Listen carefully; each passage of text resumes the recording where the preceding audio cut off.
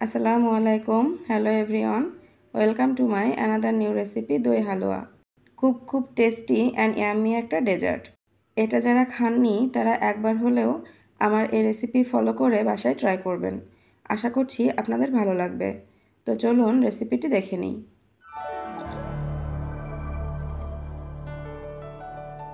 দই হালুয়া রেসিপির জন্য প্রথমে আমি একটা শুকনা প্যানে নিয়ে নিচ্ছি সুজি। মাঝারি আছে এগুলা 3 থেকে 4 মিনিটের মতো অনবরত এভাবে নাড়তে থাকবো। এখানে আমি হাফ কাপ পরিমাণ সুজি ব্যবহার করেছি। এভাবে নাড়তে নাড়তে এটা গোল্ডেন কালার করে নিব। তবে খেয়াল রাখতে হবে নিচ থেকে যেন পুড়ে না আসে। দেখুন সুজিগুলো গোল্ডেন কালার হয়ে এসেছে। এখন এর মধ্যে দিয়ে দিচ্ছি হাফ কাপ পরিমাণ চিনি, সাথে দিচ্ছি সামান্য পরিমাণে লবণ। এগুলো আরও কিছু সময় এভাবে ভাজতে থাকবো। হাফ কাপ পরিমাণ সুজির জন্য আমি এখানে 1 কাপ পরিমাণ গরুর দুধ নিয়েছি। এখন এর মধ্যে অ্যাড করছি গরুর দুধ। এখানে চাইলে গুঁড়ো দুধও ব্যবহার করা যায়। দুধ দেওয়ার সাথে সাথেই এটা চামচের সাহায্যে খুব ভালোভাবে এভাবে নাড়তে থাকবো, না হলে এখানে সুজিগুলো দলা পেকে আসবে। এভাবে চেপে চেপে সুজিগুলো দুধের সাথে খুব ভালোভাবে মিশিয়ে নিব। এ পর্যায়ে সুজিগুলো নাড়তে নাড়তে একেবারে ঘন হয়ে আসলে এবং বেশ একটা ঝরঝরে ভাব আসলে এটা চুলা থেকে নামিয়ে নিচ্ছি। এবার এটা বসানোর জন্য আমি একটা এরকম সাইজের বাটি নিয়েছি।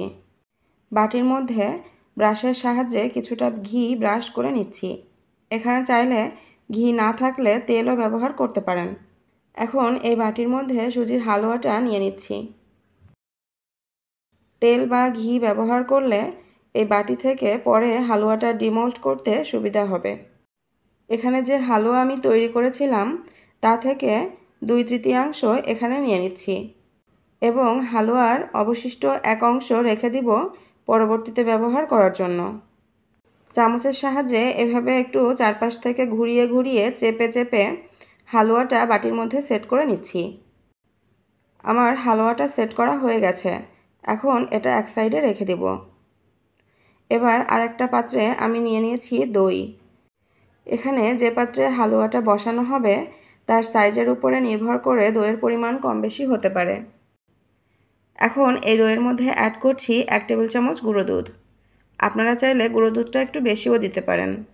চামচের সাহায্যে গুঁড়ো দুধ দইয়ের সাথে খুব ভালোভাবে নেড়েচেড়ে মিশিয়ে নিচ্ছি। এটা প্রপারলি মিক্স আপ করে নিয়ে একটা সাইডে রেখে দিব। এবার হালুয়া যে বাটিতে সেট করেছিলাম তার মাঝে দইয়ের মিক্সচারটা দিয়ে দিচ্ছি। ভিউয়ার্স, আমার রেসিপিটি আপনাদের ভালো লাগলে আরও বিভিন্ন ধরনের মজার রেসিপি দেখার জন্য আমার চ্যানেলটি সাবস্ক্রাইব করে পাশে থাকার অনুরোধ রইল। মিক্সচারটা দেওয়ার পর এখন এর উপরে বাকি যে সুজির হালুয়াটা ছিল সেটা দিয়ে দিচ্ছি। চারপাশ থেকে এটা ছড়িয়ে নিচ্ছি। এবার চামচের সাহায্যে চেপে চেপে এটাকে চারপাশ থেকে সিল করে দিচ্ছি। এটা ভালোভাবে সিল করে নিয়ে এখন এর উপরে আলাদা একটা প্লেট দিয়ে এটাকে ঢেকে এভাবে উল্টে এটার উপরে বসিয়ে নিলাম। এবার বাটিটাকে এর উপর থেকে খুব সাবধানে আলতো হাতে এভাবে ছাড়িয়ে নিচ্ছি। এটা আনমোল্ড করার সময় খুব বেশি তড়িঘড়ি করতে যাবেন না।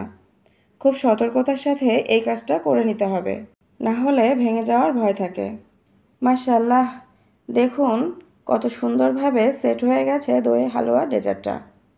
এখন এটা পরিবেশনের পালা। এর উপরে আমি কিছু কুচি করা বাদাম দিয়ে দিচ্ছি দেখতে আরও বেশি আকর্ষণীয় করার জন্য।